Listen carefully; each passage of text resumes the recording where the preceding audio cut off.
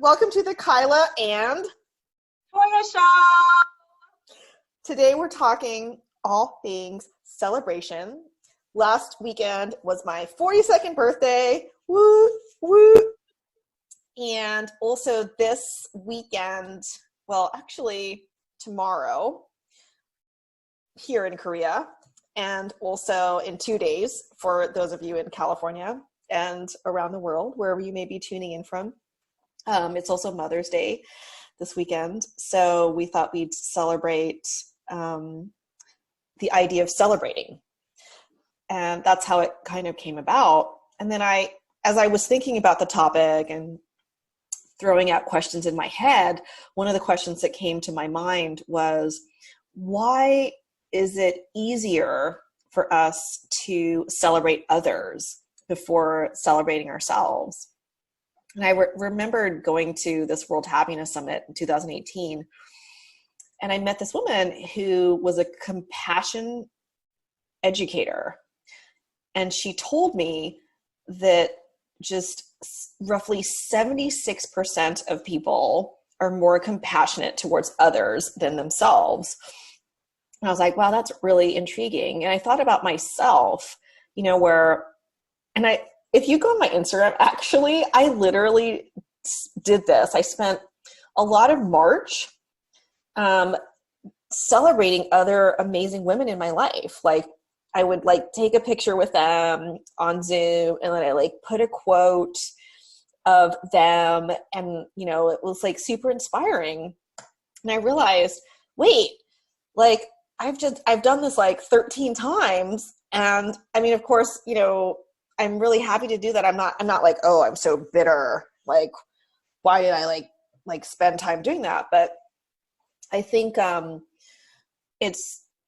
it's harder sometimes to celebrate ourselves and do it, on a daily basis. But I think it's so important, especially as we're talking about depression and bringing it back to, sometimes there are days that you don't want to get out of bed, or there's days where you just feel like, hey, a win for me or something small for me is, I'm just going to make breakfast today. And I think just being cognizant of how amazing you are and how special you are and unique every day is so important. So I'd love to hear what you think, Toyah. So, excuse me. I think that, when you bring up that 76% of people, they're more compassionate towards others, and, even with the whole idea of celebrating, there's a level of almost discomfort that sometimes people feel with acknowledging that they're doing something that's good or great.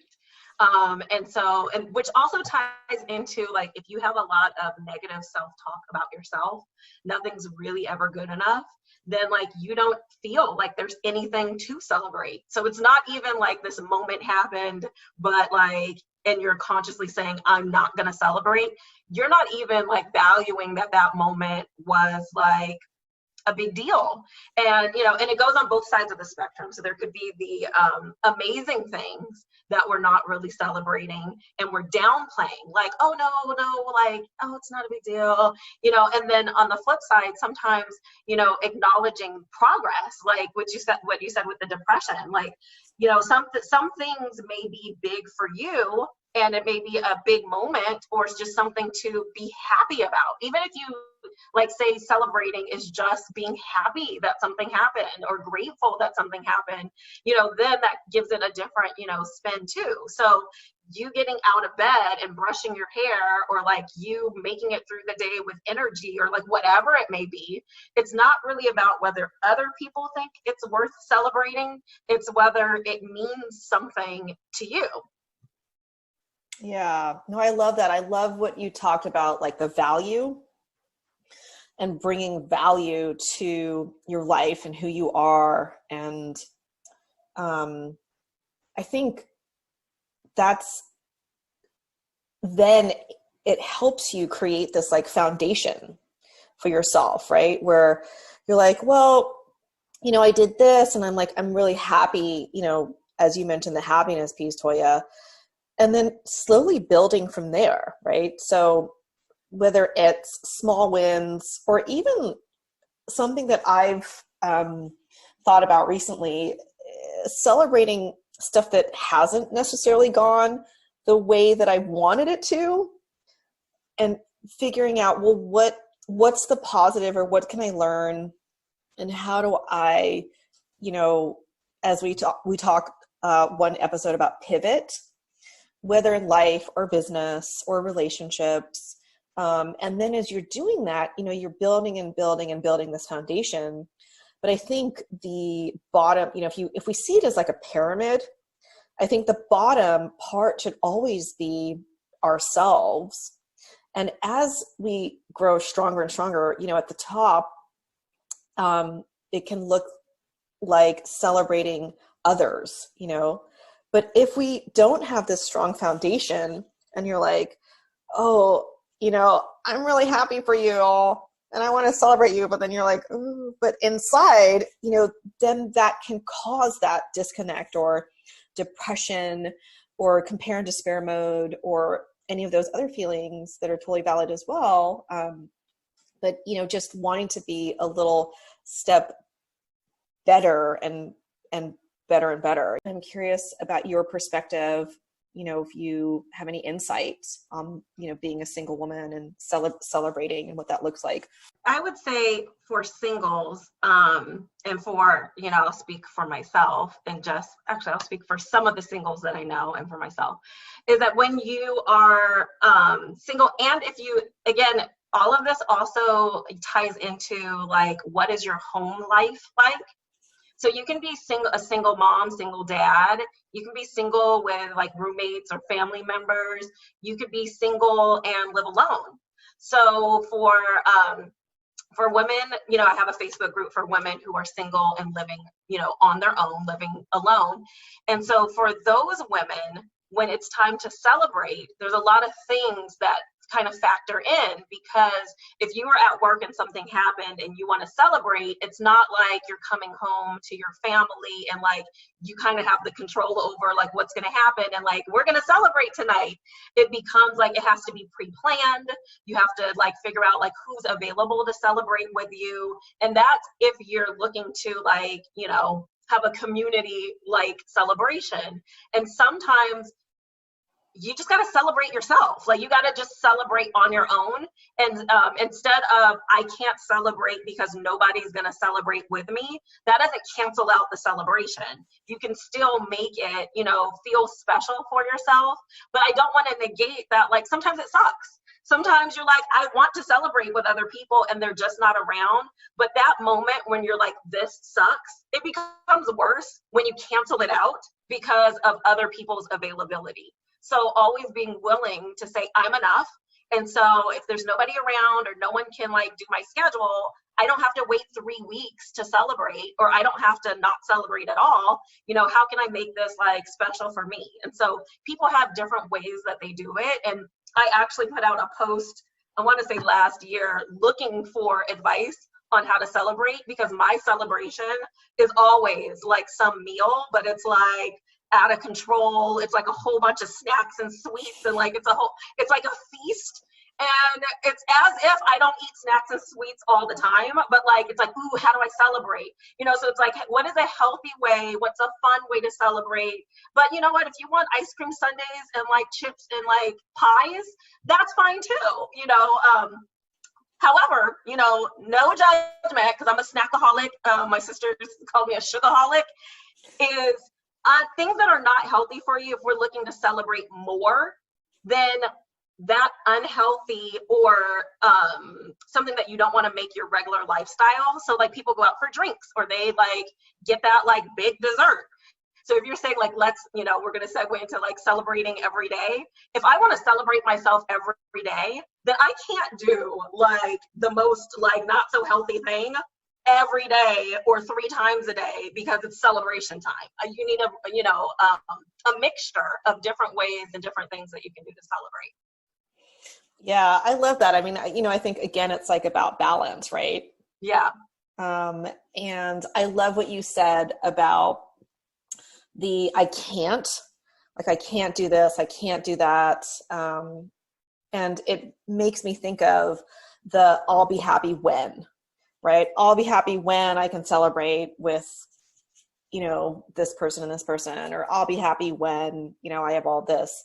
Whether we're talking about celebration or we're talking about life or work or relationships or anything else, I think it's important to not be in that cycle and be aware of that. But also I love what you said about, like if you're gonna want to eat that pie, or for me it's like green tea ice cream with like a little dark chocolate chips, then that's okay, right? Because it's like, is it more stressful and non-celebratory to be like, no, you can't have that?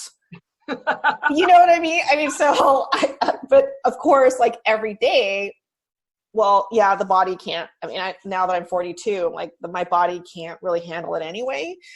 So, having that balance of like, all right, yeah, we're going to do this. And I think like also just having, what came to my mind when you were talking is like having like silly celebratory moments. Like my husband and I, he's probably gonna laugh if I tell him that I share this. But we do this thing where like we have in our apartment, we have this long, like a little bit of a long corridor. And so when we have celebratory moments, small or big, small, medium or big, or extra large, whatever your size is, we do this thing of like, we're like across from each other and we're going like this, like one way, and then we touch the wall and then we go back the other way like this. And and it makes us happy. And we're celebrating, we're celebrating, and it's like a tradition now. And, that is what it is. And I think for myself, when I have just even small nuggets, I'll go like take myself out and get bubble tea. Like that's like a thing for me. And, I'm not waiting. I would like my husband to come, or I would love to meet up with Toyah and teleport myself. And, but I'm really happy in that moment. So yeah, I'm curious about you, Toyah, any, celebratory things that you do? Well, we discussed how I eat, and I go for the snacks. But sometimes I like to plan out, like, I'm going to, it's totally simple. Like watch this movie, binge on my favorite TV show that I'm behind on, but like it turns into like a little miniature event because like I got my little snack and like I'm doing this. But then I got some really great ideas that I have not implemented because we've been on like stay at home. But like, taking yourself out to like going to the movies with yourself, or just like going somewhere maybe that isn't where you would normally go on a daily basis, of like, a place that you really love, or a place that you've never been before, or just, just doing something that's enjoyable to you, to like, seize the moment. And then I will also add that like some of us don't tell other people about the awesome things that have happened.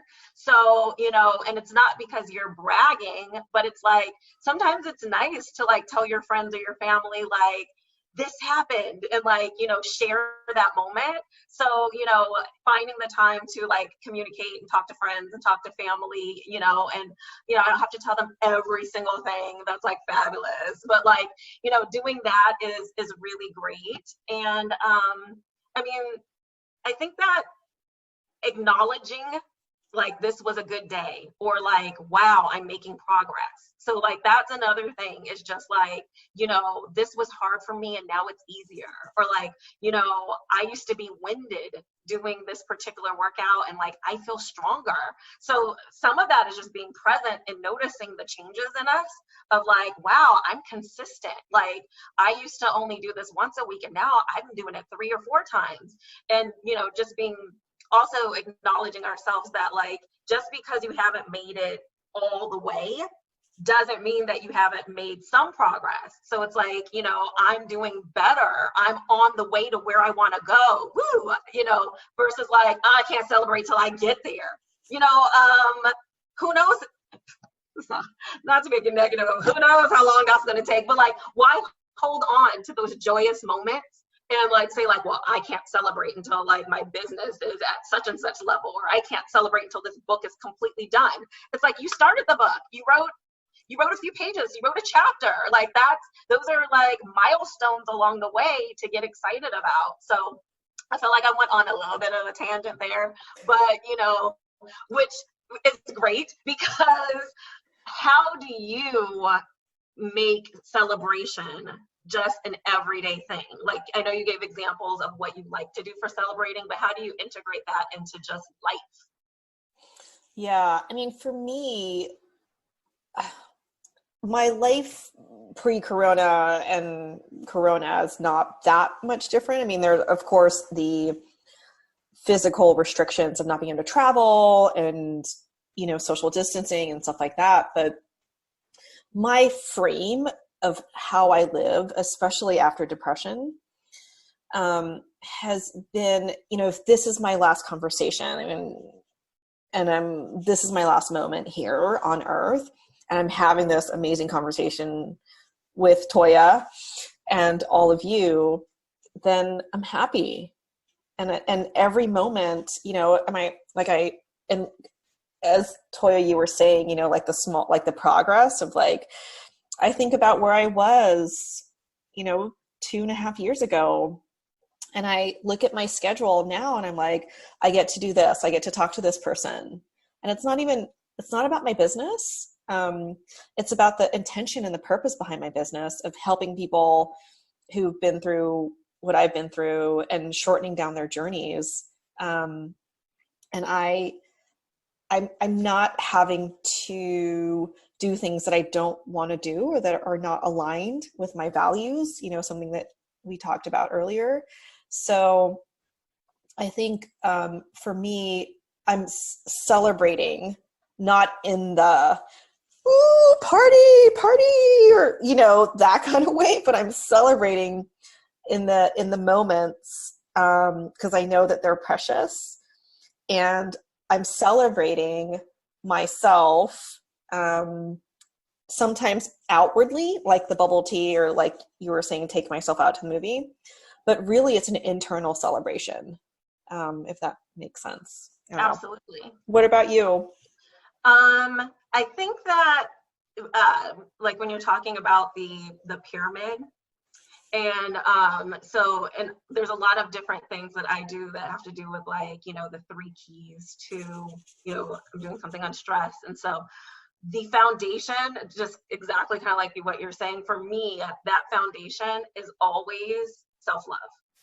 So like, because I do love myself so much, and I do think that I'm like super fantastic and wonderful, so it's easy for me to make celebration like totally part of my life. Like, it's easy for me to be like, you did that, girl. Like, yes, you know. And so the more you build up the love for yourself, and the more that you like value and honor and like acknowledge yourself, that like, I am somebody, and like, yes, I'm doing good, and you cut yourself some slack, and you're not so hard on yourself, and you're not expecting, you know, perfection, then the more that you'll find that there is to celebrate, because it doesn't always have to be that, like, you know, this huge big thing that happened, because there's so many things that happen every day that, you know, are worth celebrating. You know, happy moments are worth celebrating.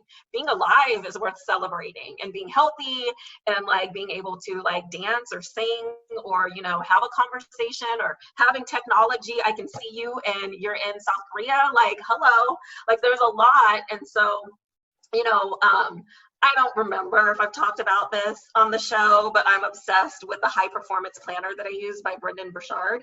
And so part of that is you have your morning mindset, there's different questions you ask, and then there's at the evening, there's different things that you like evaluate about the day, and you make comments. And so if you put that into like your nighttime routine, you know, I'm like celebrate all day, right? But like, even if you want to boost it up and say like, you know, I want to consciously celebrate more, then you reflect like, what happened today? Like, what are the things that happened today? Like, what did I do really well? You know, that's actually one of the questions, like, you know, what situation did I handle well? Or like, you know, there's gonna be something in there that you can have that like, yes, moment about, and see, like, you can't help but smile when you have that like, yes, kind of moment. So that's kind of what I would say. Yeah, I love that. And I think back to when I was depressed, and one of the things that really helped me was having a gratitude journal practice. And it, you know, like you were saying about what are the things that went well, what are the things I did good, what are the, you know, and back to, especially now during these times, it's like, you know, I'm grateful that I have this technology, that I can reach out to people, you know, and I get to work from home. I mean, there's so many things to actually be very grateful for. And that totally puts a reframe on self-love, self-celebration, self-acceptance, and all these things, you know, that are so important to us. All right. Is there anything else that we want to add before we wrap up? I mean, okay, this is not planned, but it's like, how do we talk about celebrating without celebrate good times? Come on. Come on. That's the only words I know. I mean, I totally was thinking the same thing. All right, yeah, that's it. Thanks everybody for joining. And don't forget to celebrate yourself, and let us know if you have any questions. And don't forget to like, subscribe, like, share it, and go celebrate yourself. Celebrate yourself today. And it's great to celebrate others too, but focus on you. How are you going to celebrate you today?